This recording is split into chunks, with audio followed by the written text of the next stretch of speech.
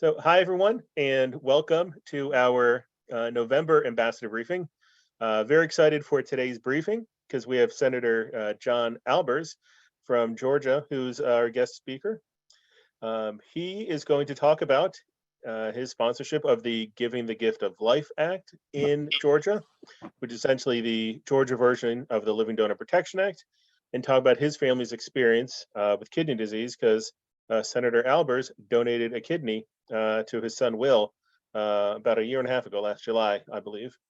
So without further ado, I will turn over this portion of the briefing to my colleague, John. Thanks, Ben. For those of you who may not know me yet, you may have missed the last call. My name is John Hoffman. I'm the new Senior Director of State Advocacy and Policy. I think I had that backwards, State Policy and Advocacy, but you could, whatever you want to call me, something around those lines. I want to thank all of you for joining today, and I also want to thank specifically Senator Albers for joining us. Senator, first of all, congratulations on your recent reelection this November. I'm sure that's got to be, that's great. Thank you, Sure, John. that's a happy time. Have it behind me. Before we get started sort of on the specifics, I wanted to ask you, I like to always ask people who have been called into public service, sort of what motivated you to run for office? What was sort of the genesis for you for, this line of work? That's a great question. I've always loved history, and I've always loved and had a passion for serving other people, and thought I would do this, but honestly, I thought I'd be starting it about this point of my life, but I've already been doing it for almost 12 years.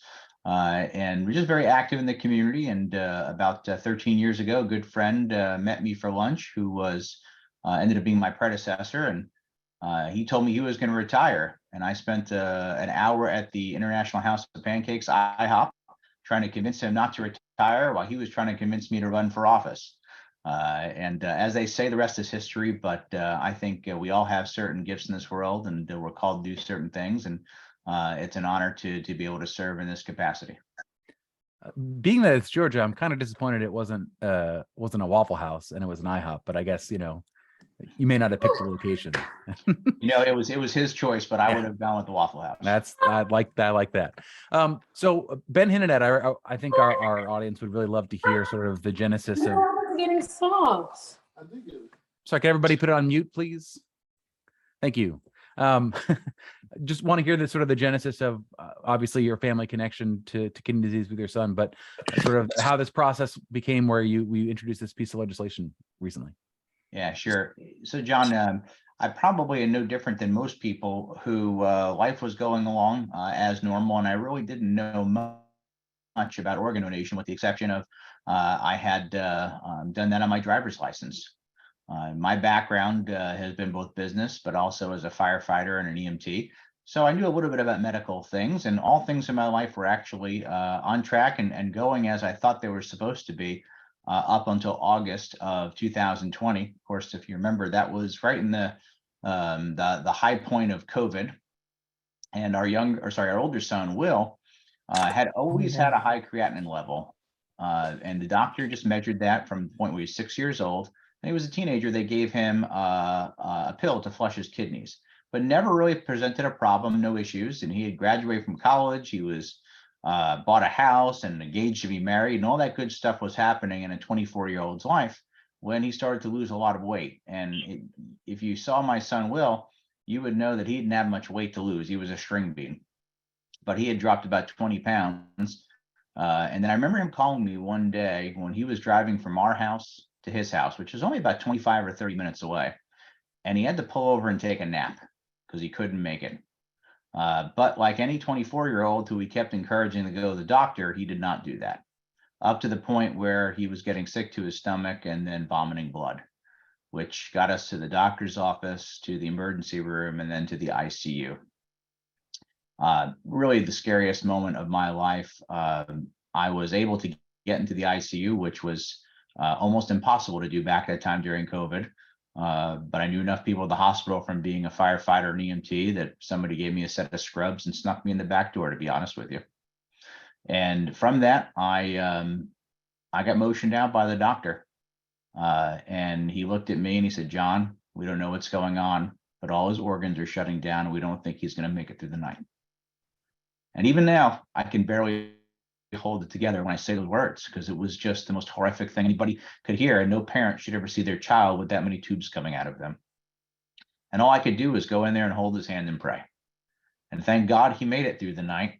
But when we found out early that next morning, both his kidneys were gone. They had to do emergency procedure in his chest, and we started dialysis immediately. We spent almost 11 days in the hospital before we finally got him home. And that began our journey, something we knew nothing about, but we had to become experts quick. And we had some wins along the way. We were able to get that port removed, and he was able to do dialysis at home later that year. But it was still obviously traumatic. And I'm sure everybody on this call who has been involved in this process longer than I have knows that getting on the list and being a part of that can be a daunting task. And I will say my wife and I are super type A personalities, and we are fairly well connected to different people, and have a lot of gifts in our lives, and we're very well educated. And that process was really, really hard for us. So I could only imagine how hard that process for somebody that may not have had some of those gifts at their disposal. Long story short, though, fast forward till July 1st of 2021, greatest phone call I ever received in my life, John. When the doctor called me up and said, "You're not just a match, you're a darn near perfect match, one of the best I've ever seen." It was just awesome. And then they moved up the surgery from 2.5 months to 3 weeks. And on July 21st, we walked arm in arm at 5 a.m. in Emory Hospital University in Atlanta. And everything went wonderful for the surgery. And I gave Lefty, as we call him, to Will, who is doing just magnificent. He is healed. They've already backed his rejection meds off to a very small amount. And things are going wonderfully. But we also know there's no such thing as coincidence. This is our calling now. And I will spend the rest of the days I have on earth, along with Will, making sure that we can help other people and getting that list down to zero, nothing short of zero. And we can do that. And there's a lot of different ways we can do that. And I know that you all have been doing so much good work in that process, but it's going to take an army of us to continue to work through the different challenges that exist today, get rid of some perceptions, get more encouragement from both living donors as well as more folks who sign up to be donors at the point that they're going to move on from this world. So when all this happened, we decided that was our calling. And I do want to share one thing that's rather amazing. My son, who was living his best life and then all of a sudden was near death and having to move back in with his parents, came up to my office one day and said, "Dad, I think we should make our story public." Now, we had not really told anybody outside of our family and close friends group. And I said, "Gosh, Will, why would you want to make this public?" He said, "Well, Dad, if more people are praying for us, wouldn't that be better? And if one person is sick like me and doesn't wait and gets help, or if one person donates a kidney like you, wouldn't it all be worth it?" I thought that was pretty powerful from a guy who was going downstairs and manually giving himself dialysis 5 times a day. So I put it up on LinkedIn. 13.8 million people viewed that post. At the last count, we have over 385,000 direct messages and comments from people from literally all over the world. From people in the wall in Jerusalem praying for us, in St. Peter's Basilica in the Vatican, Buddhist temples in India, doing a dawah in a mosque in the United Arab Emirates, cathedrals in Argentina, people from all over the country offering to cut our grass. Prayer blankets were sent to us. It was honestly one of the most humbling and overwhelming outpouring of humanity we could ever see. Again, knowing that was for great purpose. So I've joined several boards locally here, Georgia Transplant Foundation, the Jeffrey Epstein House, and others. And then the biggest thing, which was, as you mentioned earlier, both you and Ben, was the Giving the Gift of Life Act. That has been passed and signed into law. Does 2 main things. One, as many of you probably are aware, it makes sure that anybody who has a life insurance policy if they're a living donor, that can never be canceled nor denied if they're trying to apply for new life insurance, because it doesn't impact their livelihood whatsoever. And while that only happened a handful of times, the perception was so strong, it prevented people from wanting to be a living donor. The second thing we did is we raised the tax exemption from $10,000 to $25,000 for any costs associated with someone for being a living donor. We have passed it in Georgia, and we have helped several other states pass. In fact, I'm hoping we're going to get Michigan passed next. And our goal is to make sure, working with you all and so many other great organizations, that this is passed in all 50 states. I'm also working on a federal piece of legislation right now, and I've talked to several of my counterparts in the U.S. Senate and the U.S. House of Representatives of doing a federal version that will do two things. First thing is it will allow for a federal tax credit to a company to allow a person to take up to 6 weeks off, being either the donor or the recipient, that doesn't put them on FMLA, doesn't put them in a category of needing to use up all their vacation or disability or sick time, because we know there's such a tremendous incentive for someone to both give and receive an organ. And the second part is I want to do a $75,000 tax credit to any donor. Now, if you're asking me, am I incenting people to give organs? You're darn straight I am. Absolutely. And we need to get over that stigma, right? If somebody goes out of their way to do that, we want to help them the best that we can in their lives. This is the greatest return on investment in the history of return on investment. First and foremost, we save people's lives, and there's nothing better than that. But secondarily, it's a 62-to-1 return on investment when someone gets an organ versus being in end-stage renal or liver failure. So the cost benefit is huge every which way we look at it. And I think we have to approach this differently.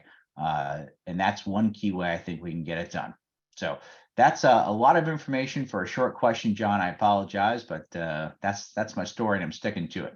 I would say that is common in your line of work. I think that's a good thing, right? I think that's a great thing. You mentioned the wonderful, not coincidence, but the wonderful element that you were a perfect match for your son, and also you got to go through this process where you were able to give a kidney to prolong his life. What was the experience like during and after? And was that sort of, obviously you were called to action after the fact, but I think it's important to know what the process is like for the donor, just as that's information that needs to be shared as well. Maybe not with this group, but just in general. Yeah, sure. So being a donor, the bureaucracy of the process took too long.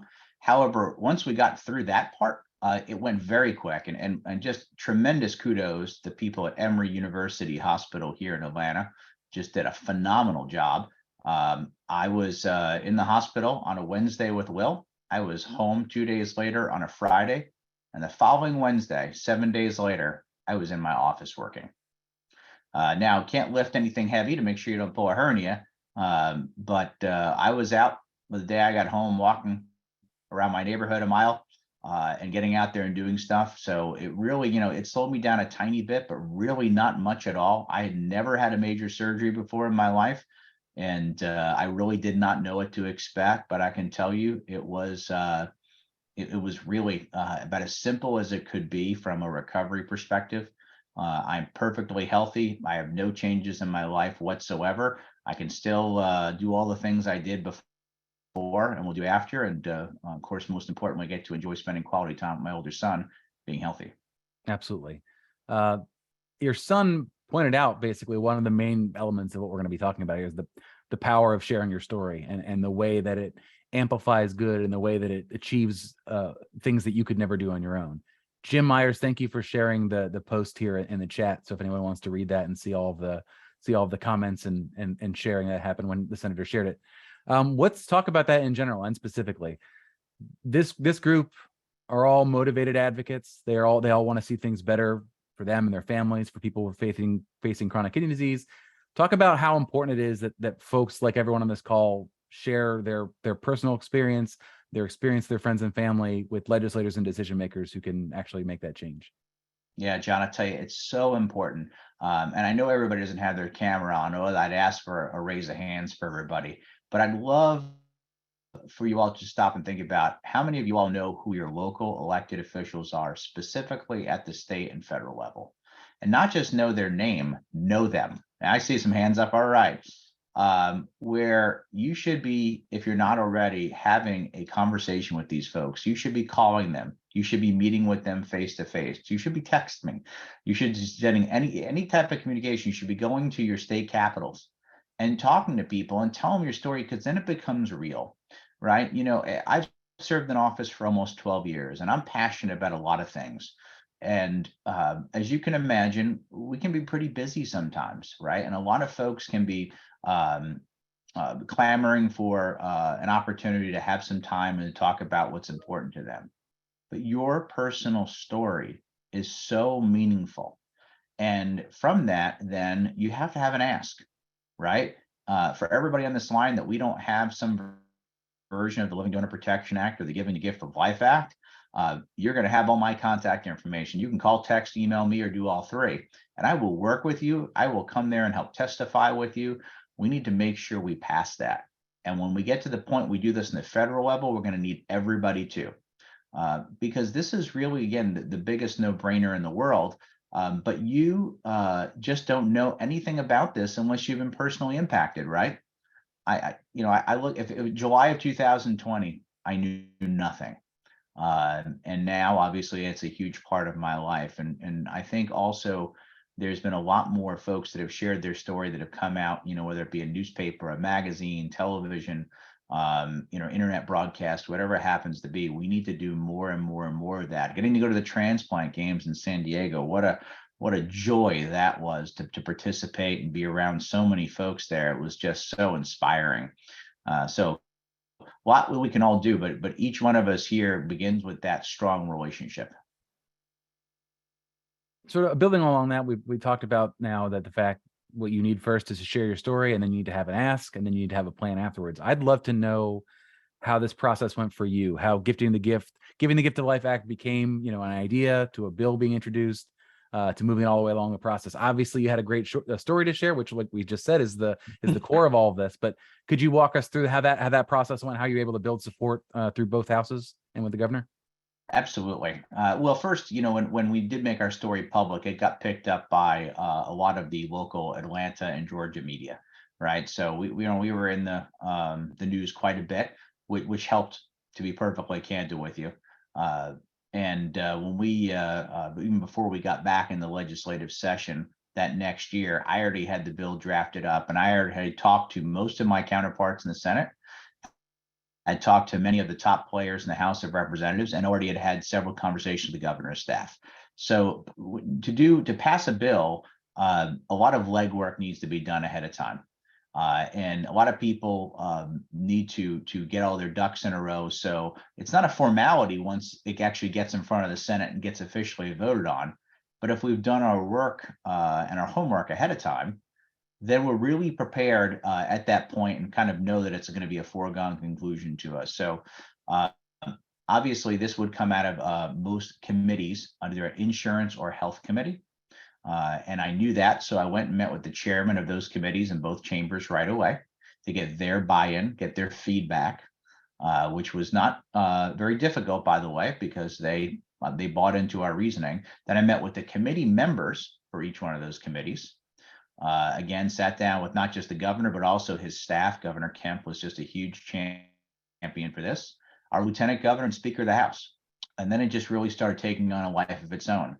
When we got time to do the committee work, I asked a lot of people to come in and speak at that committee. And let me tell you, there was not a dry eye in the room. The stories were so powerful, whether they were from the folks at Emory and Piedmont Hospital, whether they were for other living donors, living recipients. It was just magnificent. They couldn't vote quick enough in our favor. So I like to do things in a tidal wave, build up so much force that we can knock it all down. And that's how we got it done in Georgia. I think this may be a question that is right in your wheelhouse. You mentioned at the start, who knows their local representatives? And I think a lot of times, not necessarily saying people on this call, but across the board, advocacy is so much, the idea is it's Washington. That's where advocacy happens. That's where I should go if I have a problem. I should go to my senators and my representative. Can you talk about the importance of working at the local level? And also, I think, I'm not sure about the exact number in Georgia. You can talk about how many pieces of legislation pass at the local level versus maybe at the national level, how it's really the laboratory of democracy at the state level. Yeah, and that's a great point, because most people, we all do, we think of, something happening in the Capitol or in the White House. However, the things that impact your life the absolute most are always going to come from your local government.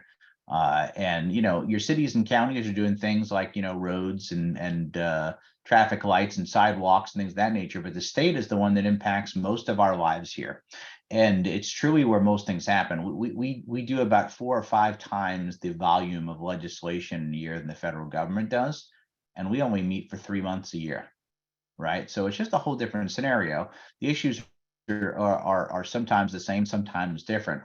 But the work that we need to accomplish, most of it, not all of it, is going to be done at the state level. Now, when we get to the point of doing this federal piece of legislation, I'm going to make sure each one of you know your federal representative and senator.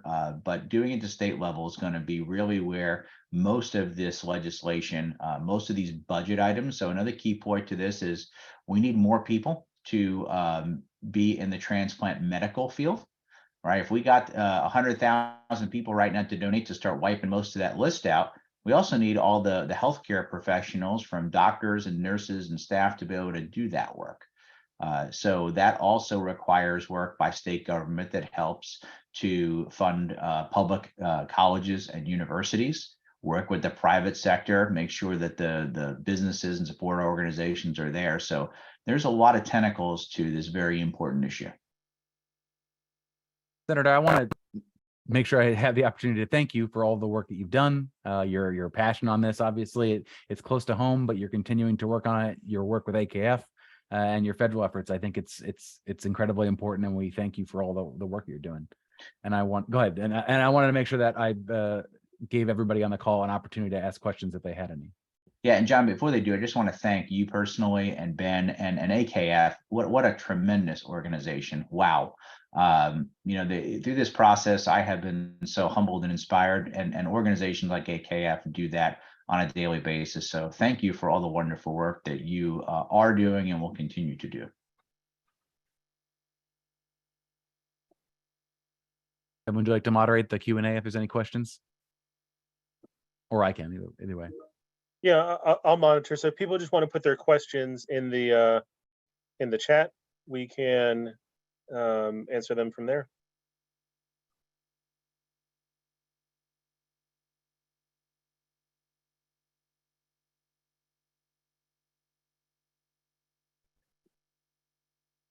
Well, I'll respond to a couple of people are typing. Bonnie, thank you. I appreciate it. We are all warriors in this. So Bobby, I appreciate that very much. And Kyle, thank you as well. And Jim, thanks for putting the links up. It was quite a story and quite a following. I got to the point where just trying to keep up with reading all of the LinkedIn messages was pretty extraordinary. I bet you did not anticipate becoming a LinkedIn influencer, being like a power LinkedIn user at any point in your life, did you? I did not, and it's amazing. The LinkedIn actually reached out to me a couple of times to tell me that I had peaked a couple of things, which was pretty exciting. But just the messages were just unreal. One of the neat things that happened, I'll just share with you for a moment, is somebody reached out to me on LinkedIn, and we actually used a Facebook video meeting for a woman in Australia who is my exact age, who had just gave a kidney to her son, who was Will's exact age. And she told me about her story. That was just a couple weeks before we went in for surgery. So we got a couple questions now in the chat. Yeah. Sure we get Ruth Scott asks, is there a role for local health administrators like the county health office in these efforts? That's a great question. Yes, there is, because directing, well, there's a couple of things a local county health director can do. Obviously, it's identifying getting people to where they need to be, both from those who are going to need a transplant, but also encouraging those who might be considered being living donors, making sure they're got their driver's license marked appropriately to be a deceased donor, And last but not least, using their influence that they have to advocate, because they are a very powerful voice in this process. Next question we've got here from Bobby Reed. Do you see any movement at the federal level before the end of this year on LDPA?